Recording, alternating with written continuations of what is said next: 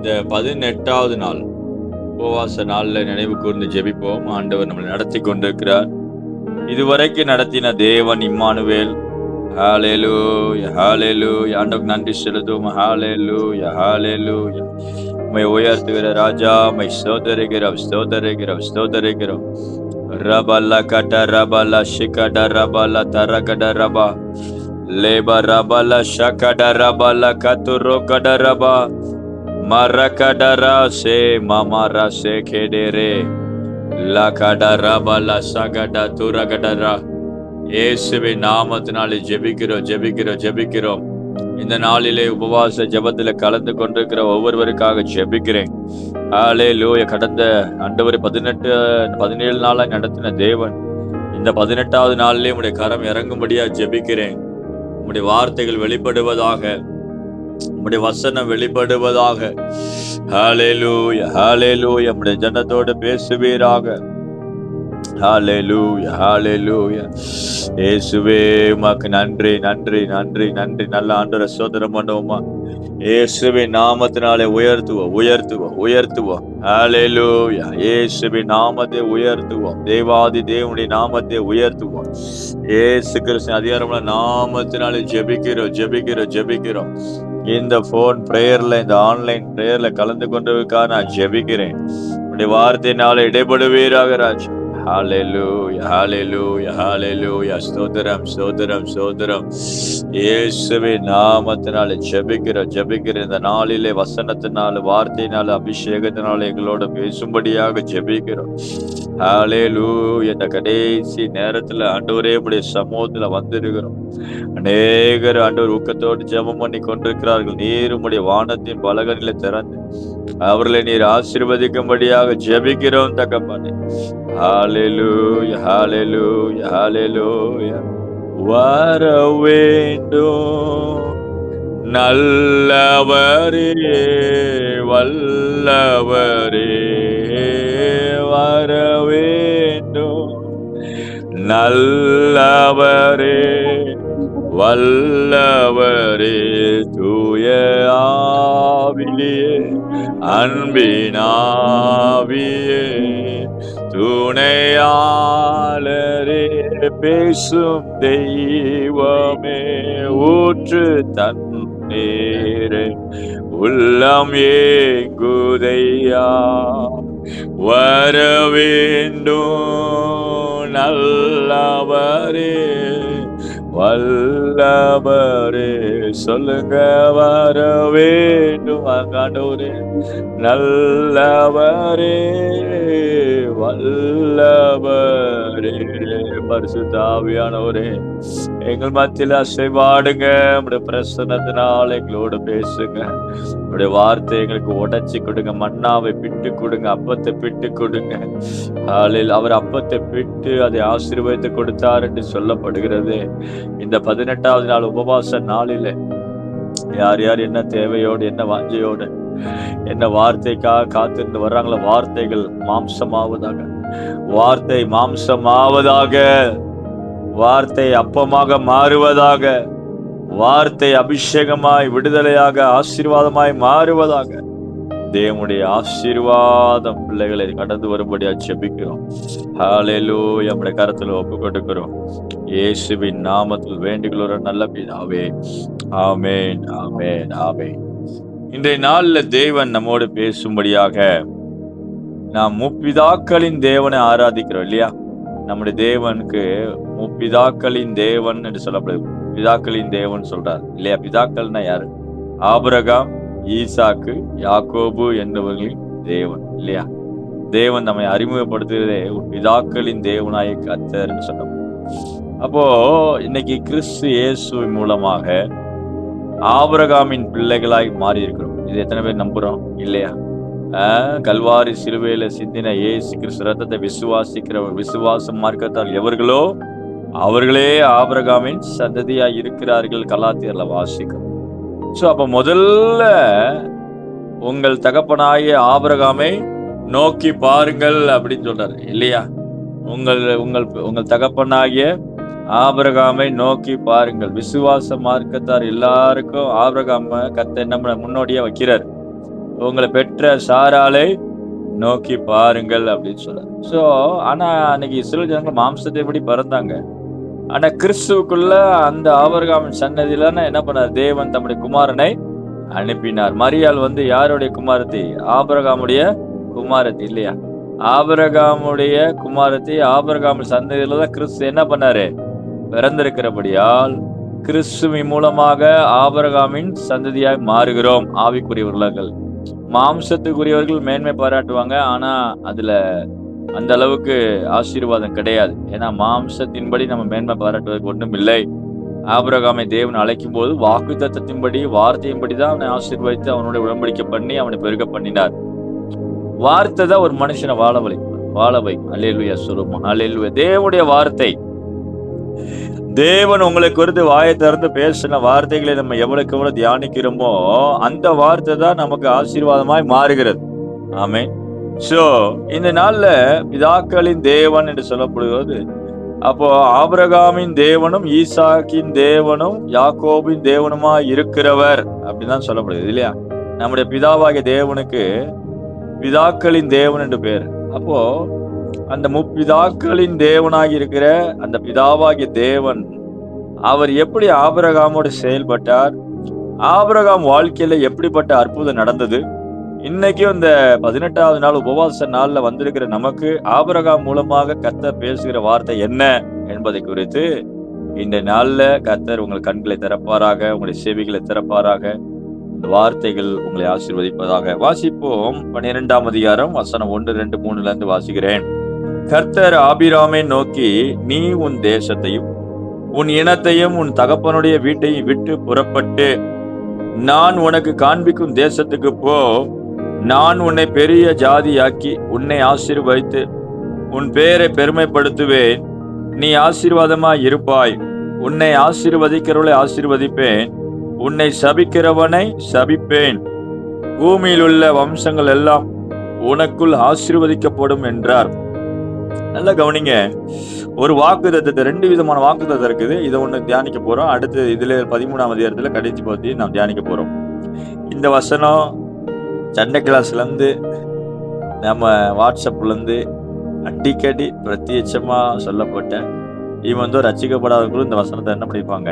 படித்து பார்த்திருப்பாங்க. அந்த அளவுக்கு ஃபெமிலியரான வார்த்தை. ஆனா இந்த வார்த்தையை கொஞ்சம் உத்து பார்த்து இதுல இருக்கிற சத்தியங்களை நாம், இது வாக்குத்தத்தம் தான், நல்லா தெரிஞ்ச வசனம் தான். ஆனா இதுக்குள்ள உத்து அநேகர் நம்ம பார்த்திருக்க மாட்டோம். சோ நம்ம இன்னைக்கு அதை ஆண்டவர் நம்ம காட்டுவாராக. முதலாவதாக ஆபிராம் அப்படின்ற வார்த்தைக்கு என்ன அர்த்தம் அப்படின்னா, மேன்மைப்படுத்தப்பட்ட தகப்பன் அர்த்தம். ஆபிராம்ன்ற வார்த்தை ராம் அப்படி, ஆபினா தகப்பன், மேன்மைப்படுத்தப்பட்ட தகப்பன் அப்படின்னு அர்த்தம். இந்த ராமனுக்குன்ற பேரு ஒரு பேர். அப்போ ஆபிராம் அப்படின்னா மேன்மைப்படுத்தப்பட்ட தகப்பன், நல்ல ஒரு மேன்மையான ஒரு தகப்பன் ஒரு பேர்ல வச்சிருக்கிறான். ஆனா அவனுக்கு பிள்ளை இல்லை. எப்படின்னு பாருங்க. அதுதான் இந்த விஷயமே. ஆபிரகாமுக்கு பிள்ளை இல்லைன்னு எல்லாத்துக்குமே தெரியும். எப்ப தெரியும்? நமக்கு 75 வயசுல தெரியும். ஆனா அவன் பிறக்கும் போதே அவன் தகப்பன் பேர் வச்சு 75 வருஷமா நிந்தையில தான் இருக்கிறான். சரி, உதாரணத்துக்கு பார்ப்போம். ஒரு 30 வயசுல கல்யாணம் பண்ணிருப்பான்னு வச்சுக்கிடுவோம். எப்ப கல்யாணம் பண்ணா ரெக்கார்டு இல்லை. ஆனா 30 வயசுல தோராயமா சொல்றேன், யூதர்கள் வயசுப்படி 30ன்னு வச்சுக்கிடுவோம்.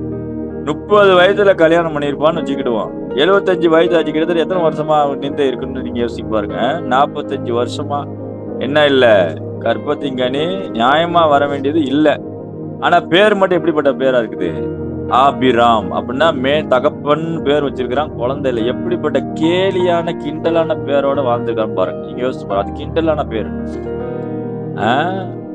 இது எப்படி இருக்குன்னா, செல்வான் பேர் வச்சிருப்பாரு. ஆனா அவர் ரொம்ப ஆண்டியா போய் என்ன இல்ல, தரித்திரமா இருக்கிற மாதிரி வாழ்க்கை.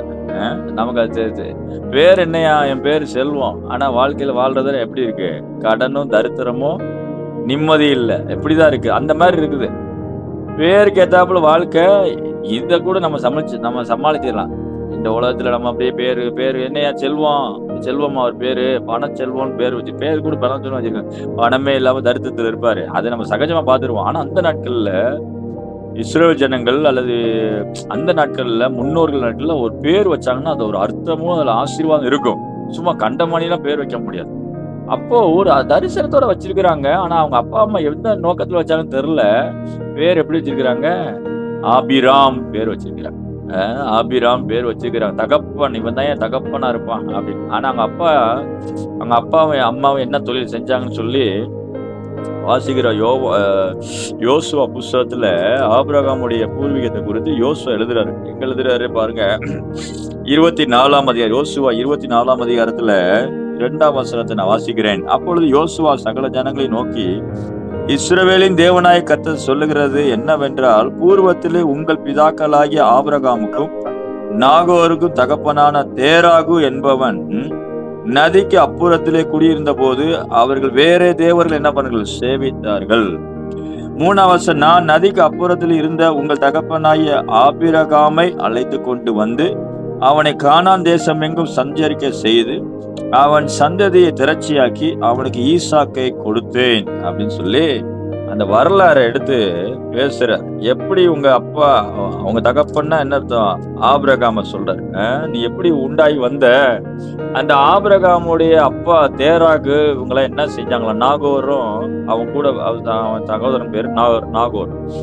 அந்த இவங்க தேராகுன்னு அவங்க அப்பா பேரு. இந்த அப்பாவுடைய தொழில் என்னன்னா விக்கிரகங்களை சேவித்தவர்கள். இன்னொரு இடத்துல நான் வாசித்தேன்.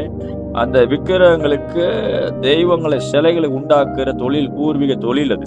அதை பண்ணிக்கிட்டு இருந்தாங்களா பாபிலோன் தேசத்துல. நதிக்கு அப்புறம்னா என்ன அர்த்தம்? பாபிலோன் தேசத்துல கல்தேயர். அவன் பாபிலோன் தேசத்தை சேர்ந்தவன் ஆபிராம். அந்த தேசத்துல இருந்து நிந்தையோட வாழ்ந்துகிட்டு இருந்தவனை தான் கர்த்தர் சந்திக்கிறார். அல்லேலூயா சொல்லுவோமா? அல்லேலூயா. இன்னைக்கு உங்க வாழ்க்கையில என்ன பேருக்கும் சம்பந்தம் இல்லாம இருந்தீங்கன்னா, இன்னைக்கு ஆண்டவர் உங்களை அழைக்கிறார், உங்களோட பேச விரும்புகிறார். உங்களுக்கு ஒரு பெரிய திட்டம் இருக்கு என்று சொல்றார். ஆமென். உங்களுக்கு எத்தனை வயசா இருந்தாலும் பரவாயில்ல. ஆமென். ஆமா, ஹல்லேலூயா. ஆபிரகாமுக்கு எத்தனை வயசு? 75 வயசாகி போச்சு. அப்பா அழைக்கிறார். 7 நாள் 75. 7 அப்படின்னாலே பரிபூர்ணமான நாட்கள் அர்த்தம். பொதுவாவே 7. அப்ப 7 வருஷம், 7 பரிபூர்ணத்தை அடையாளப்படுது. 7 தூதர்கள், 7 வருஷம், 7 நாட்கள், எல்லாமே 7 பைபிள் நிறைய வரும். அதுனா என்ன அர்த்தம்? பரிபூர்ணத்தை அடையாளப்படுது. அப்ப என்ன சொல்றாரு? 75 வயசுனாலே என்ன அர்த்தம்? நீ இவ்வளோ பரிபூர்ணமா நிந்தை அனுபவிச்சிட்ட. என்னது? பட்ட பேரை மட்டும் வச்சுக்கிட்ட. பேர் மட்டும் இருக்கு, வாழ்க்கையில என்ன இல்ல? கனி இல்ல. 75 வயசு, பேர் மட்டும் என்ன இருக்குது? ஆபிராம், மேன்மைப்படுத்தப்பட்ட தகப்பன். ஆபிராம்னா என்ன அர்த்தம்? மேன்மைப்படுத்தப்பட்ட தகப்பன். அப்ப மேன்மைப்படுத்தப்பட்ட தகப்பன், மேன்மைன்னு வரலையும் தகப்பனும் வரல, தகப்பனாவும் ஆகல, பிள்ளை இல்ல. அப்ப 75 வயசுல நிந்தைய சுமந்து கொண்டிருந்த அந்த சமூகத்துல விக்கிர ஆராதனைக்காரனா இருந்த அந்த ஆபிராமை தேவன் தரிசனத்துல தோன்றுகிறார், பேசுகிறார். நீ உன் இனத்தையும் உன் ஜனத்தையும், அப்ப இன்னொரு விதத்துல சொன்னா அந்த விக்கிரகங்கள் எல்லாம் செய்கிற தொழில் எல்லாத்தையும் விட்டு நான் காண்பிக்கும் தேசத்துக்கு வா. அப்படின்னா உன் தாய் தகப்பனார் போகிற வழியை விட்டு வெளியே வா. அல்லேலூயா சொல்லும். அல்லேலூயா. உங்க அம்மா அப்பா சொல்லுகிற பேச்சுல இருந்து வெளியே வா. உங்க அம்மா அப்பாவுக்கு ஒரு கனெக்ஷன் கட் ஆகட்டும். அப்ப நீங்க சொல்லலாம், தகப்பனே தாய் கனம் பண்ணுவேன்னு போட்டு, அது விசுவாசமா எல்லாருக்கும் கனம் பண்றது வேற. ஆனா தேவன் ஆபிரகாமுக்கு ஒரு பர்பஸ் கொடுக்கிற, அவன் தான் எல்லாத்தையும் வாழ்ந்து முடிக்கிற ஒரு நிலைமையில வந்துட்டானே. என்ன செஞ்சாங்க அம்மா அப்பா? எல்லாமே கிட்டத்தட்ட 75 வயசு ஆகி போச்சு. என்ன இனி குழந்தை பாக்கி கிடைக்குமா தெரியல. பேரு மட்டும் என்னது? ஆபிராம். ஆபிராம் மேன்மை தகப்பன் ஒரு பேரை வச்சிருக்கிறான். ஆனா தகப்பனே ஆகல, பிள்ளையே இல்ல. இன்னும் விதத்துல சொன்னா, பிள்ளை இல்லைன்னா என்ன அர்த்தம்? சந்ததி அழிய போகுது. இன்னைக்கு குழந்தை பாக்கி இல்லைன்னா இந்த சமூகத்துல சிட்டியில கூட இருந்தா சமாளிச்சிடுறாங்க. ஆனா கிராமத்துல வந்து பாருங்க, பின்னி எடுத்துருவாங்க. கேட்கிற கேள்வினாலே ஓடிய போயிடுவாங்க. இன்னைக்கு கிராமத்துல இருக்க விசுவாசிகள் நம்ம சபையில இருக்கிறாங்க. 2 நிறைய பேர் இந்த போன் முறையில இருக்கிறாங்க. குழந்தை பாக்கியம் மட்டும் இல்ல, கேட்கிற வயசான பாட்டிகள் மூக்கொண்டு ரோட்ல போற எல்லாருமே கேட்டு பின்னி எடுத்துருவாங்க. எவ்வளவு பெரிய நிந்தை. நிறைய பேர் ஊரை விட்டு போயிருக்கிறாங்க. நிறைய பேர் தற்கொலை பண்ணிருக்கிறாங்க. அவ்வளவு கேவலமா பேசுவாங்க. அவ்வளவு பாதிப்புகள். ஏன்னா கிராமத்துல வாரிசு இருக்கணும், விசேஷமா ஆண் குழந்தை இருக்கணும்னு சொல்லி நினைக்கிற சமூகம் எல்லாம் இருக்குது. இதை கேட்கக்கூடிய தேவச்சனமே, அப்ப ஆண் வாரிசு தான் என்ன வருது? ஒரு குழந்தை பாக்கியம் தான் என்ன வருது? அடுத்த சந்ததிக்கு நிலையான ஒரு வாழையடியாலே வரணும். சந்ததியே அழிய போகுது. அப்படிப்பட்டவனை இனி வாழ்க்கை என்ன வாழ்ந்து கெட்டோம், இனி என்ன ஒரு வாழ்க்கைன்ற மாதிரி இருந்திருப்பான் போல ஆபிரகாம. ஆனா எல்லாரும் மனுஷன் அப்பா அம்மா பார்த்துட்டு இருக்கிறாங்க, ஒன்றும் செய்ய முடியல. அவன் செஞ்ச விக்கிரகமும் அவனை கை கொடுக்கல. இன்னைக்கு யோசிச்சு பாருங்க, ஆபிரகாம் தியானிக்கும் போது இந்த மாதிரி சத்தியம் கேட்டிருப்பீங்களான்னு தெரியாது. வாக்குத்தத்தத்தை நான் தியானிச்சிருப்போம். நான் உன்னை ஆசீர்வதிக்க பெருவேன் வசனம் எல்லாம் கேள்விப்பட்டுக்கலாம். என்ன நிலைமையில பேசிக்கிறாரு கர்த்தர் தூக்கி வைக்கிறாரு பாருங்களேன். ஆபிரகாமுடைய நிலைமையை பாருங்க. யார் அந்த விக்கிரகமும் அவனை கை கொடுக்கல. அவங்க அம்மா அப்பாவும் ஒண்ணு பதில் பேச முடியல. உன் சந்ததி அவ்வளவுதான், உன் வாழ்க்கை அவ்வளவுதான் அப்படின்னு. ஆனா எல்லாராலும் புறக்கணிக்கப்பட்ட ஆபிரகாம் இன்னும் நிந்தை பேரை சுமந்து கொண்டது ஆபிராமை தேவன் சந்திக்கிறார். ஹல்லேலூயா சொல்லுமா, ஹல்லேலூயா. இன்னைக்கும் உங்களை நீ ரட்சிக்கப்பட்டவங்களுக்கு ஒவ்வொருத்தரும் ஒரு ஸ்டோரி கேட்டா தெரியும். ஐயோ சாக போன கர்த்தர் என்கிட்ட பேசினார்.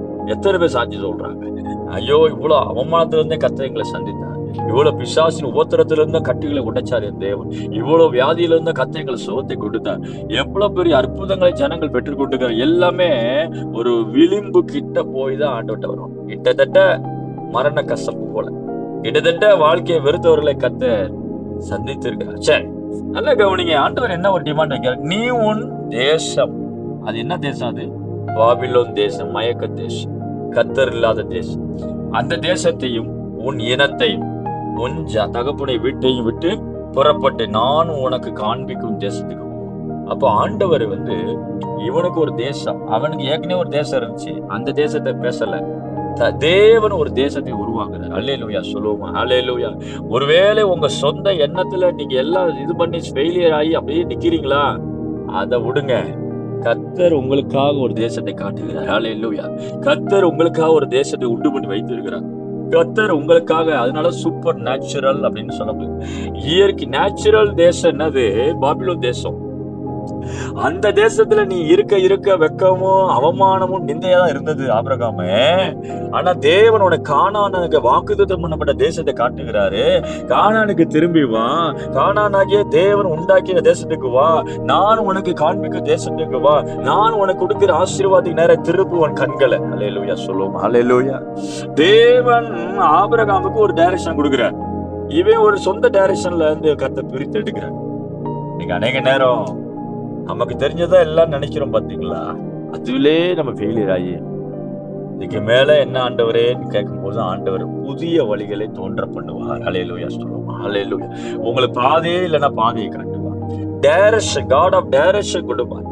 ஒருவேளை நான் என்ன செய்யணும் தெரியாம சிக்கி கொண்டிருக்கிறேன்னு சொல்லி கொண்டிருக்க தேவ பிள்ளையே, கர்த்தர் உனக்கு காண்பிப்பாராக. ஹல்லேலூயா. கர்த்தர் உனக்கு ஒரு தேசத்தை உண்டாக்குவாராக. கர்த்தர் நீ போக வேண்டிய வழியை காட்டுவாராக. ஹல்லேலூயா. ரிபாலா ஹாத்து ரோகடரா லகட ரபலா ஷகடரா தீரகடரா. ஹல்லேலூயா, ஹல்லேலூயா, ஹல்லே. எத்தனை பேர் நம்புறீங்க? ஹல்லேலூயா. என் ஆண்டவர் எனக்கு நல்ல தேசத்தை வச்சிருக்கிறார். அப்படியே விசுவாசிங்க, இருக்கிற இடத்துல அப்படியே விசுவாசிங்க. அப்படியே நெஞ்சில கை வச்சு சொல்லுங்க, கர்த்தர் எனக்கா யாவை செய்து முடிப்பார். கர்த்தர் எனக்கு நல்ல தேசத்தை வச்சிருக்கிறார். அது நான் நினைக்காத தேசம், அது இதுவரைக்கும் நான் யோசிக்காத தேசம், அது நலமும் விசாலமான தேசம், அது பாலும் தேனும் ஓடுக தேசம். ஹல்லேலூயா, ஹல்லேலூயா. என் நிந்தையை மாத்துகிற தேசம், என் வாழ்க்கையை மாத்துகிற தேசம். என் கர்த்தர் என்னோட ஈடுபட ஆரம்பிச்சிட்டார். என் தேவன் என்னை சந்திக்க ஆரம்பிச்சிட்டார். ஹல்லேலூயா. அவருடைய பிரசனை என்னை நிரப்புது. அவருடைய என்கவுண்டர், தேவன் ஒரு மனுஷனை என்கவுண்டர் பண்ணிட்டாருன்னா, தொட்டுட்டாருன்னா வாழ்க்கை மாறிடுங்க. பாருங்க, அடுத்து அந்த காண்பிக்க தரிசனத்துல தான் உண்டாகிற காண்பிக்க தேசத்துக்கு போ, நான் உன்னை பெரிய ஜாதியாக்கி உன்னை ஆசீர்வதித்து உன் பேரை என்ன பண்ணுவேன், பெருமைப்படுத்துவேன், நீ ஆசீர்வாதமாய். அண்ணா என்ன சொல்றாரு, நான் உனக்கு கொடுக்கிற தேசத்துக்கு போ, அந்த தேசத்துல உன்னை என்ன பண்ணுவேன், பெரிய ஜாதி ஆக்குவேன். ஆனா சொல்லும் பொழுது குழந்தை இல்ல, இல்லாதவைகளை குறித்து தேவன் பெரிய திட்டங்களை வச்சிருக்கிறார். ஹல்லேலூயா சொல்லுவோமா, ஹல்லேலூயா. ஐயோ ஒருவேளை பணம் இல்லையா, சொத்து இல்லையா, அது இல்லையான்னு சொல்லி புலம்பிக்கிட்டு இருந்தான். எது இல்லைன்னு சொல்றீங்களோ அததான் ஆண்டவர் இருக்குது, பெருசா இருக்குதுன்னு சொல்ல போறார். ஹல்லேலூயா சொல்லுவோமா, ஹல்லேலூயா. ஆண்டவரே என்கிட்ட இல்லைன்றது நான் லாஜிக்கா சொல்றேன், உண்மையா சொல்றேன், எப்படி வேணா சொல்லிக்கங்க ஆண்டவர்கிட்ட. ஆனா தேவன் அதை குறித்து தான் பேசுவார். நீ இல்லைன்னு ஒண்ணு சொல்ற தெரியுமா, அதை நான் கொஞ்சம் பெருசா பாக்குறேன்ப்பா. ஆமே. நீ என்ன குடியிருக்கிறதுக்கு வீடு இல்லைன்றியா? வாடகை வீட்டிலே இருக்கிறியா? உன் சொந்த வீடு நான் உனக்கு தரேன். அல்ல தாசனாகிய தாவீதுக்கு கர்த்தர் வீட்டை கட்டி கொடுக்கிறார். ஏன் தாவீது கட்டி கொடுத்தவங்க கட்டி தர மாட்டாரா? தாவீது குமாரன் உங்களுக்குள்ள இருக்கிறார் அல்லவா? குமாரன் உங்களுக்குள்ள இருக்கிறவர் கட்டி கொடுக்கணும்ல. ஆமே. வீடுகளை கட்டி குடியிருப்பார்கள். சொல்லுங்க, வீடுகளை கட்டி குடியிருப்பார்கள். என் ஊழியக்காரர்கள் புசித்து குடிப்பார்கள், திருப்தியா இருப்பார்கள். ஹல்லேலூயா. அவர்கள் வீடுகளை கட்டி குடியிருப்பார்கள். ஆமே. சோ நல்லா கவனிங்க. அப்ப என்ன சொல்றாரு? உன்னை பெரிய ஜாதியாக்கி உன்னை என்ன பண்ணுவேன்? ஆசீர்வதித்தேன். இருக்கிற தேசத்திலையும் அம்மா அப்பான்னு சொல்லி அந்த அடிமைத்தனத்துல இருக்கிற வரைக்கும் ஆசீர்வாதம் வரமாட்டேன். எல்லாம் அந்த இனத்தையும் ஜனத்தையும் விட்டுன்னா என்ன அர்த்தம்? எல்லா அந்த கான்டாக்ட் உறவுகள் வந்து விடுதலை ஆகிடுவான். அந்த ஆராதிக்கிற அந்த கிரியைகள், அம்மா ரட்சிக்கப்படல, அப்பாவும் ரட்சிக்கப்படல, ஆபிரகாமை தொடும் பொழுது இல்லையா? ஆபிரகாம் தான் முதல் விசுவாசி, முதல்ல ஆண்டவர் பிள்ளையா மாறுறான். முதல்ல தேவனுடைய பிள்ளையா மாறுறான். அவங்க அம்மா அப்பா ரட்சிக்கப்படல, அவங்களாம் விக்கிரகத்துல இருக்கிறாங்க. அவங்ககிட்ட இருந்து கான்டாக்ட்ல நீ வெளியே வா. அல்லேலூயா சொல்லுவோமா? அவங்களுக்கு உனக்கு தொடர்பு வேணாக்கா பேசாத சட்டப்படன்னு அர்த்தம் இல்ல. ஆண்டவர் கவனிக்க சொல்றாரு. ஆனா அந்த ஏதோ ஒண்ணு சொல்றாரு பாருங்க, பிரிச்சு கொண்டு வராங்க. நம்ம ஒரு தனியா ஒரு நல்ல ஒரு ஆவிக்குரிய சூழ்நிலைக்குள்ள வரணும். ஆமே. இது வந்து ரட்சிக்கப்படாத பேரண்ட்ஸ், இது 2 வீட்லயும் நான் சொல்றேன். வேலை உங்க அந்த பையனுடைய அம்மா அப்பாவா இருந்தாலும் சரி, அந்த பொண்ணுடைய அம்மா அப்பாவா இருந்தாலும் சரி, யாரா இருந்தாலும் சரி, விக்கிர ஆராதனைக்காரர்களை விட்டு என்ன பண்ணுங்க? விலகிருங்க. அல்லேலூயா சொல்லுவோமா? விக்கிர ஆராதனைக்காரர் எங்க இருப்பாங்க? நித்திய அழிவாய் தண்டனை அடைவாங்க. அவங்களுக்கு உனங்களுக்கு என்ன இல்ல? சம்பந்தம் இல்ல. கர்த்தர் வர்றதுக்கு முன்னாடி வரைக்கும், கர்த்தர் உங்களை தொடுறதுக்கு முன்னாடி வரைக்கும் நீங்க எப்படி வேணா இருந்துக்கலாம். ஆனா ஆபிரகாமை கர்த்தர் ரொம்ப பெரிய டிமாண்ட்ல வைப்பாரு. என் சொல்லுக்கு அவன் கீழ்ப்படிந்தபடியால் தான் வர்றாரு. சொல்றாரு, வா, விட்டு வர்றது அவ்வளவு சுலபம் இல்ல. எவ்வளவு எல்லாத்தையும் விட்டு வரணும். நிலத்தை விடணும், எல்லாத்தையும் விடணும். எல்லாத்தையும் விட்டுட்டு தான் வரான் ஆண்டவர். ஆண்டவர் ஒரு தேசத்தை காட்டுறாரு. சரி, அப்போ உன்னை பெரிய ஜாதியாக எப்ப இதெல்லாம் நடக்குது? நீ விட்டு வந்த பிறகு, அந்த எல்லா அடிமத்தையும் விட்டு வந்த பிறகு உன்னை பெரிய ஜாதியாக்கி உன்னை என்ன பண்ணுவேன்? ஆசீர்வதிப்பேன். கர்த்தரே ஆசீர்வாதத்தை தரும். இது வரைக்கும் ஆசீர்வாதமே இல்லை. ஆனா இது வரைக்கும் ஆசீர்வாதம் இல்லாத அந்த மனுஷனை தேவன் ஆசீர்வதிக்க ஆரம்பி. உன்னை ஆசீர்வதித்து உன் பேரை என்ன பண்ணுவேன்? பெருமைப்படுத்தி. பேருக்கு வராரா? ஏன் பேரை சொல்றாரு? அவனுக்கு பேர் விசேஷ மேன்மைப்படுத்தப்பட்ட தகப்பன் பட்ட பேரை வச்சுட்டு கேலி பண்ணிக்கிட்டு இருந்தாங்க எல்லாரும் ஆபிரகாமான்னு சொல்லி சிரிப்பாங்க. அதனாலதான் ஆண்டவர் சொன்ன, உன் பேர் கெட்டு போய் கிடக்கு, இனி உன் பேர் கெட விட மாட்டேன். அல்லேலூயா சொல்லுவோம். அல்லேலூயா. சமூகத்துல, சமுதாயத்துல, சொந்த பந்தத்துல உங்க பேர் இதுவே கெட்டு போயிருக்கலாம். இன்னைக்கு ஆண்டவர் உண்மையா கர்த்தரை நோக்கி வந்த பிறகு உங்க வாழ்க்கையில பேர் அப்படி இருக்காது. கர்த்தர் நிச்சயமா உங்க பேரை பெருமைப்படுத்துவார். அல்லேலூயா. அது எந்த விஷயத்துல பெருமைப்படுது? எது இல்லைன்னு சொல்லி கிண்டல் பண்ணாயில அந்த பேரை தான் எடுக்கிற. ஆபிராம தான் பெருமைப்படுத்துறாரு. ஆபிராம்னா என்ன அர்த்தம்? மேன்மைப்படுத்தப்பட்ட தகப்பன்ற பேரு சமூகத்துல கெட்டு போய் கிடக்குது. கேலி கிண்டலுக்கான பேரு. ஆனா அதே பேரை நான் ஆசீர்வதிக்கிறேன்னு ஆண்டவர் சொன்னார். அல்லேலூயா சொல்லுவோமா? அல்லேலூயா. அதுதான் ஆண்டவர் பேர். எது தள்ளுனா? உன் பேரை தள்ளிட்டாங்களா? உன் பேரை கீக்கி போட்டாங்களா? உன் பேரை கிண்டல் பண்றாங்களா? ஆண்டவர் என்ன அந்த பேரை எடுக்கிறார். எடுத்து அந்த பேரை நான் ஆசீர்வதிக்கிறேன். அந்த பேருக்கான ஆசீர்வாதத்தையும் கொடுக்கிறேன். அல்லேலூயா சொல்லுவோம். அல்லேலூயா. உங்களை கர்த்தர் கையை பிடிச்சது எது இல்லைன்னு சொல்லி பிரதானமா மிகப்பெரிய சொத்தாக எதிர்பார்த்த கற்பத்தின் கனி இல்லையா? கற்பத்தின் கனி ஒரு சொத்துன்ற கர்த்தரால் ஒரு சுதந்திரம். நிலத்துக்கு எவ்வளவு மதிப்பு கொடுக்குறோமோ அதை காட்டிலும் இன்னைக்கு உலகத்தார் நிலத்தை காட்டிலும் கொள்றாங்க. பிள்ளைகளை வெட்டி கொள்றாங்க. மனுஷனை மதிக்க மாட்டேன்றாங்க. ஆனா நிலத்தை மதிக்கிறான். நிலத்துக்காக வெட்டு குத்தல் நடக்குது இல்லையா? அப்போ ஆனா ஆபிரகாமை அழைக்கும் பொழுது கற்பத்தின் கனி இல்ல, ஆகவே அந்த சுதந்திரம் இல்ல. ஆனா கர்த்தர் என்ன பண்ணாரு? அந்த சுதந்திரத்தை கொடுத்து ஆசீர்வதிப்பேன்னு சொல்றாரு. ஆமே. அப்ப என்ன நடக்குது? உன் பேரை பெருமைப்படுத்துவேன். நீ எனக்குள்ள வந்துட்டே இல்ல, என்னை சேவிக்க ஆரம்பிச்சிட்டே இல்ல, உன் பேர் நிச்சயமா பெருமைப்படுத்தும். இந்த 21 நாள் உபவாசத்தை கொஞ்சம் காத்திருக்கிற தேவ பிள்ளை பேரை கர்த்தர் கொஞ்சம் பெருமைப்படுத்துவாங்க. அல்லேலூயா. நல்லாவே பெருமைப்படுத்துவாங்க. உங்க பேர்கள் நிச்சயமா பெருமைப்படுத்தப்படும். நீங்கள் கர்த்தரை உண்மையா சேவிக்க சேவிக்க சேவிக்க ஆண்டவருடைய பிள்ளையாக வளர வளர ஆண்டவர் உங்களோட இறங்கி பேச பேச தேவனும் நீங்களுமா வாழ வாழ வாழ உங்க பேர் எங்கெங்கெல்லாம் கெட்டு போய் கிடக்குதோ அங்கெல்லாம் கர்த்தர் நிச்சயமா ஆசீர்வாதத்தை கொடுப்பார். ஆமென். பேரை பெருமைப்படுத்துகிற தேவன். ஆமென். நல்லா கவனிங்க. அடுத்து என்ன நீ ஆசீர்வாதமா இருப்பாய். விக்கிரக தேசத்துல நஷ்டமா இருந்த, வேதனையோட இந்த கேலி கிண்டலா இருந்த, விக்கிரக ஆவியில மாட்டிக்கிட்டு இருந்த, தொழில்ல அப்படிப்பட்ட இதுல மாட்டிக்கிட்டு இருந்த ஆண்டவன் நீ பிரித்தெடுத்து உன் பேர் என்ன பண்ணுவேன்? பெருமைப்படுத்துவேன். நீ ஆசீர்வாதமாய் இருப்பாய். ஹல்லேலூயா. அடுத்து 3ஆம் வசனம் சொல்றேன். உன்னை ஆசீர்வதிக்கிறவன் என்ன பண்ணுவேன்? ஆசீர்வதி. பாருங்க, இந்த ஒரு ஐடியா, இந்த ஒரு அடையாளத்தை கொடுக்கிறாரு. உன்னை யார் ஆசீர்வதிக்கிறாங்களோ அவர்கள் எப்படி இருப்பார்கள்? ஆசீர்வதிக்கப்பட்டிருப்பார்கள். சொல்லுங்க, என்னை ஆசீர்வதிக்கிறவர்களை கர்த்தர் ஆசீர்வதிப்பார். ஆமென். இதை நீங்க விசுவாசி. ஆண்டவரே, நான் உண்மை சார்ந்து வந்திருக்கிறேன். என்னை அழைத்தது நீங்க. ஜீவனுள்ள தேவனுக்கு பிள்ளையா மாறிட்டேன். நான் உண்மை சேவிக்கிறேன். நீங்க என்னை அழைச்சிருக்கிறீங்க. என்னை யாராவது சபிச்சாங்க, ஆசீர்வதிச்சாங்கன்னா அவங்களை நீ ஆசீர்வதிச்சிருக்க.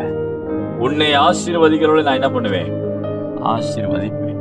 அதனாலதான் ஆண்டவர் உங்களை ஆசீர்வதிக்கும்படியாக ஜனங்களை என்ன பண்றாரு? கொண்டு வராரு. மனுஷ தயவு உங்களுக்கு உண்டாது. ஏன் தெரியுமா? அவர்களை ஆசீர்வதிக்கப்படுறதுக்காக உங்கள்கிட்ட கனெக்ட் பண்றாரு. அல்லேலூயா சொல்லுவோமா? இன்னைக்கு சில மனுஷர்களை தேவன் உங்களை கனெக்ட் பண்ண போகிறார். ஆமென். ரபா ஷாக்கடா ரபா. ஏன்? அவர்கள் நல்லா இருக்க போறார்கள். அவர்கள் மூலமா நீங்க நல்லா இருக்க போறீங்க. ஆமென். நன்மை செய்கிற மனுஷர்கள் உங்களை சந்திப்பார்கள். சொல்லுங்க, நன்மை செய்கிற மனுஷர்கள் என்னை தேடி வருவார்கள். என்னை ஆசீர்வதிக்கிற தேவன் ஜனங்களை அனுப்புவார். ஜாதிகள் என்னை சேவிக்க வரும். ராஜாக்கள் நடந்து வருவார்கள். உதிக்கிற ஒளி என்னிடத்தில் ராஜாக்கள் நடந்து வருவார்கள். அவர்கள் உன்னை அலங்கரிப்பார்கள். விசுவாசி. நன்மை செய்கிற ஜனங்களை கத்த கொண்டு வருவார். உன்னை ஆசீர்வதிக்கிற ஜனங்களை கத்த கொண்டு வருவார். ஏன்? உன்னை ஆசீர்வதிக்க வச்சு நான் அவர்களை ஆசீர்வதிப்பேன். ஆமென். எபிரேய மருத்துவச்சிகளுக்கு கத்த தயவு கொடுக்க பண்ணார். ஏன்? அவர்கள் இஸ்ரவேல் ஜனங்களுடைய குழந்தைகளை பார்வன் கொல்லணும்னு நினைச்சிருந்தார். ஆனா இவர்கள் காப்பாற்றினார்கள்.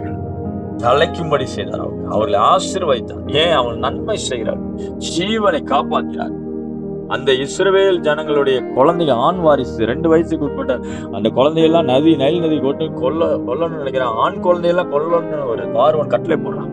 ஆனா இந்த எபிரேய மருத்துவச்சிகள் நன்மை செய்து அதை காப்பாற்றுறாங்க. இன்னைக்கு உங்களுக்கு நன்மை செய்து உங்களை காப்பாற்றுகிற ஜனங்களை கர்த்தர் கைவிட மாட்டார். உங்களுக்கு நன்மை செய்கிற கர்த்தர் அனுப்புவார். உங்களை ஆசீர்வதிக்கிற ஜனங்களை கர்த்தர் நிச்சயமா அனுப்புவார். விசுவாசமா இருங்க. அப்ப என்ன நடக்குது? உன்னை ஆசீர்வதிக்கிறவளை நான் என்ன பண்ணுவேன்? ஆசீர்வதிப்பேன். உன்னை சபிக்கிறவனையோ, இது சாத்தான் ஊரால போட்டு சபிக்கிறவர்கள் போடல. சபிக்கிறவன் யாரு? விசுவாசம். சபிக்கிறவனையோ நான் என்ன பண்ணுவேன்? சபிப்பேன். இந்த ஆசீர்வாதமும் சாபமும் எதுக்கு அடையாளமா இருக்குன்னா, இங்க 1ஆம் புஸ்தகத்துல படிக்கும் பொழுது மோவாபு ராஜா என்ன பண்ணுவான்? இஸ்ரவேல் ஜனங்களை சபிக்கும்படி என்ன பண்ணுவான்? பீலேயாமை கூலி பொருத்தி கூட்டு வருவான். அவன் ஒரு மந்திரவாதி. அவனை வச்சு என்ன பண்ணலாம்? ஜனங்களை அழிக்கணும்னு நினைக்கிறான். அததான் சாபம். சபிச்சிட்டோம்னா அவன் என்ன பண்ணிடுவான்? சபிக்கப்பட்டு போயிடுவான், ஓடிடுவான். இந்த தேசத்தை விட்டு ஓடிடுவான், எல்லாத்தையும் போட்டு ஓடிடுவான். இன்னைக்கு மந்திரவாதம் அப்படித்தானே பண்றாங்க. உங்களை ஊரை விட்டு துரத்தணும், வீட்டை விட்டு துரத்தணும், குடும்பத்தை விட்டு பிரிக்கணும், நிலத்தை விட்டு பிரிக்கணும், என்னென்ன திட்டம் போடுறாங்க போப்பா. ஒவ்வொரு மனுஷன் யோசிக்க கொடுக்கல. அந்த அளவுக்குலாம் இருக்குது. அதான் அந்த உலகம் பயங்கரமான திருக்குள்ள கேடு உள்ள உலகம். மனுஷனோட இருதயம் அது மாதிரி கோணலும் மாறுபாடமான சந்ததின்னு சொல்லி வேதத்துல வாசிக்கிற எந்த மனுஷனையும் நம்ப முடியும். அதனால நம்பிக்கைக்கு பாத்திர கர்த்தர் ஒருவரே. அல்லேலூயா. கர்த்தரை மாத்திரம் அதிகமா நம்புவோம். ஆமென். நல்லா கவனிங்க. அந்த பீலேயாம என்ன பண்றான்? கூலி பொருத்திட்டு பீலேயாம கூட்டிட்டு வராங்க. அந்த மோவாப் ராஜா பீலேயாம் மந்திரவாதியை கூப்பிடுறான். நீ ஆசீர்வதிக்கிறவர்கள் ஆசீர்வதிக்கப்பட்டவர்களும், நீ சபிக்கிற ஜனங்கள் சபிக்கப்பட்டவர் ஜனங்கள்ன்ற. அப்படின்னா என்ன அர்த்தம்? மந்திரவாதத்துல அடிச்சிரு, சில சாபத்தை பேசு, சாபத்தை ரிலீஸ் பண்ணு, அதுக்கு ஒரு பலிபீடத்தை கட்டு அப்படின்னு சொல்லி என்ன பண்றான்? 7 பலிபீடங்களை கட்டி சபிக்கணும்னு சொல்லி வரான். ஆனா ஆண்டவர் அவன் வாயை என்ன பண்ணாரு? திருப்பிட்டார். ஆசீர்வதிக்க வச்சுட்டார். சத்துருக்களை சபிச்சுட்டா அவன் என்ன பண்ண? நான் ஈஸியா ஜெயிக்கலாம். அதான் பாருங்க, அந்த பிசாசோட தந்திரம். உங்களை நேருக்கு நேரா அவங்கள என்ன பண்ண முடியாது, சில காரியங்களை துரத்தி விட முடியாது. நல்லா தெரிஞ்சுக்கங்க. நேருக்கு நேரம் ஒருத்தன் சண்டை போடுறான்னா அவனை நம்புங்க. ஆனா மறைமுகமா ஒருத்தன் சண்டை போடுறான் பாருங்களேன். நல்லா கவனிங்க. சென்னையில ஒரு அம்மா சாட்சி சொன்னாங்க. ஒரு ஹோட்டல் நடத்துனாங்க. அப்ப அவங்க கத்தரை அறியல. அவங்க அம்மா, அவங்க அப்பா எல்லாரும் ஹோட்டல் நடத்தினாங்க. ஹோட்டல்ல நல்ல வியாபாரம் போச்சு. வாடகைக்கு எடுத்து நடத்திக்கிட்டு இருந்தாங்க. நல்ல பிசினஸ் டாப்பா போயிட்டு, நல்ல டேஸ்ட் சாம்பார். அது கிட்டத்தட்ட ஒரு 30-40 வருஷம் சொன்னாங்க. அந்த அளவுக்கு முன்னாடி நடந்த சம்பவம், உண்மை சம்பவம் சொன்ன சாட்சி. நல்லா நடத்திக்கிட்டு இருந்தாங்க. திடீர்னு அந்த இடத்துக்காரன் இவங்க மேல அந்த இடத்த வாடகை கொடுத்தான் பாருங்க. அவன் சொன்னான், ஐயா எனக்கு இந்த இடம் வேணும். நீங்க போங்க, நீங்க வேற எங்கேயாவது நடத்தினா இந்த ஹோட்டலை என்கிட்ட கொடுத்துருங்க, நான் பாத்துக்கிறேன். இந்த பேர் நல்லா இதா இருக்கு, நான் உங்களை இது பண்றேன், நீங்க வேணா வேற பக்கம் போய் கூட நடத்துங்க அப்படின்னு சொல்லி சொன்னேன். இல்லையா, எனக்கு நீங்க அக்ரிமெண்ட் போட்டு கொடுத்துருக்கீங்க, அது மாத்திரம் இல்ல, இங்க நல்ல கூட்டம் வருது, நீங்க என்ன அக்ரிமெண்ட் போட்டிருக்கீங்களோ அதை பற்றி நம்ம செய்வோம், அது நம்ம லாங் டெண்டரா போட்டிருக்கோம், அதனால சாரி சார், நான் உங்களுக்கு இந்த தொழில் தர முடியாதுன்னு சொல்லி அந்த சிஸ்டருடைய அப்பா சொல்ல, உடனே அவர் ஒரே ஒரு கேள்வி கேட்டார், நீ எப்படி ஹோட்டல் நடத்துறோம் பாத்துருவோம் அப்படின்னு. இந்த மாதிரி சவால் விட்டு போறான்னா அவன் ஏதோ வேலை பார்க்க போறான்னு அர்த்தம். நீங்க நம்ப மாட்டீங்க, அந்த சிஸ்டர் சொல்ல சாட்சி. அதாவது இவங்க சாப்பாட்டுல அந்த ஹோட்டலுக்கு வர்றவங்க முடியா எடுப்பாங்களா, இட்லியில இருந்து முடி வரும். அது ஏதோ என்னைக்கு ஒரு நாள் வந்தா பிரச்சனை இல்லை. ஹோட்டல்ல எல்லா இடத்துலயும் ஒவ்வொரு ஆளும் சாப்பிட வரும்போது முடி வருமா. என்னடா ஹோட்டல் நடத்துறன்னு சொல்லி சண்டை, அடி தட்டி எப்படி பாரு. என்ன பண்ணிக்கிறான் அவன், அந்த இடத்துக்கு ஓனரு இவங்களுடைய முடியில வச்சு ஒரு மந்திரவாதம் செஞ்சுட்டான். முடி எடுத்துட்டு ஒரு மந்திரவாதத்தை கொடுத்து காசை கொடுத்து இந்த ஹோட்டல்காரனை ஒண்ணுமில்லாம பண்ணணும். பொறாமை நிறைந்தவன. பொறாமையில தானே ஆபேல கொலை பண்ணா காயின்னு. அது புதுசு இல்லையே. பொறாமை நிறைந்த ஜனங்கள் மத்தியில் தான் வாழ்ந்துகிட்டு இருக்கிறோம். சொத்துக்காக பொறாமைப்படுவார்கள், உங்களுடைய நிலத்துக்காக பொறாமைப்படுவார்கள், உங்க குடும்பத்தின் மேல கண் வைப்பார்கள். யோசேப் மேல பொறாமை வைத்தார்கள் கூட பிறந்தவர்கள். பொறாமைன்றது இயற்கையா அந்த ரத்தத்தில் இருக்கு, அது ஸ்பிரிட், அது ஏதோ ஒரு கிரியை உள்ள இருக்குது. ஆகதான் மனுஷனாலேயே நம்ம காயப்படுறோம். பொறாமைனாலே அவரை கொலை செய்தார்கள் சொல்லப்படுகிறது. பைபிள்ல எல்லா இடத்துலயும் பொறாமை பொறாமை பொறாமை பொறாமை பொறாமை. அதுதான் என்னடா அது, என்ன செஞ்சா நம்ம யாருக்கு என்ன துரோகம் பண்ணோம், நீங்க மண்டையில தட்டிக்கிட்டே இருப்பீங்க. சத்தியத்தை புரிஞ்சுங்க, பொறாமைன்றது ஒவ்வொருத்தர் ரத்தத்துக்குள்ளே இருக்குது. அவன் எப்ப பொறாமப்படுவான்னா, அவன் எல்லையில நீ கிராஸ் பண்ணும் போது, அவன் கூட இருக்கும் பொழுது, அவன் கூட நீ வேலை பார்க்கும் போது, இல்ல அவன் ஒன்றா பார்ட்னர்ஷிப்பா இருக்கும் போது, இந்த பொறாமைன்றது எப்படி வரும். ஆபேலும் காயினும் 2 பேரும் சேர்ந்தா இருக்கிறாங்க, பிரிஞ்சு இல்ல. இந்த இடத்துலதான் பொறாமை வருது. பொறாமைன்ற ஸ்பிரிட் ஏறி வருது, ஆவி போராடுது. இதை நீங்க சத்தியத்தின்படி விசுவாசிக்கணும், நம்பணும். பொறாமைனாலே எழுப்பினார், பொறாமைனாலே கர்த்தரை கொலை செய்தார், இயேசுவை கொலை செய்தார், பொறாமைனால கொலை செய்தார். பொறாமை ஜனக்கூட்டம்லாம் அங்க போகுதேன்னு பொறாமைனால இந்த பொறாமைன்றது வருது. அப்போ அந்த ஹோட்டல்ல ஒரு மணி ஒவ்வொரு நாளும் சண்டை நடந்து கடைசியில் என்ன ஆச்சுன்னா மாந்திரிகம் பண்ணி அந்த குடும்பம் அவன் சொல்லிட்டு போனான் பாருங்க அந்த வார்த்தை. அதே போலதான் இவங்க எல்லா ஹோட்டல்ல க்ளோஸ் பண்ண பிறகு பெரிய கூட்டு அடி தட்டின்னு போலீஸ் ஸ்டேஷன் ஆகி கிட்டு போனார்கள், சிதறப்பட. ஆனா அந்த டைம்ல அவங்க ரட்சிக்கப்படுறாங்க. ஆண்டவர் ரட்சிக்கப்பட்டவங்க நான் இதை பேசல. இந்த உலகம் எவ்வளவு பெரிய உலகம், மனுஷர்கள் எப்படிப்பட்ட ஜனங்களா இருக்கான்னு தெரிஞ்சுக்கணும். சபிக்கிறவனே நான் சபிப்பேன்னு சொல்றாரு. சபிக்க ஆட்கள் வரும், ஆசீர்வதிக்கும் ஆட்கள் வரும். புரிஞ்சுக்கணும். ஆசீர்வதிக்கிற ஆட்களையும் கத்த கொண்டு வருவாரு. ஆபிரகாமை சந்திக்க வைக்கிறாரு. சபிக்கிற கூட்டமும் என்ன பண்ணுது, ஆபிரகாம் சந்ததிக்கு வந்துச்சா வரலையா. பிள்ளையாம் நிக்கிறான் சபிக்கன்னு.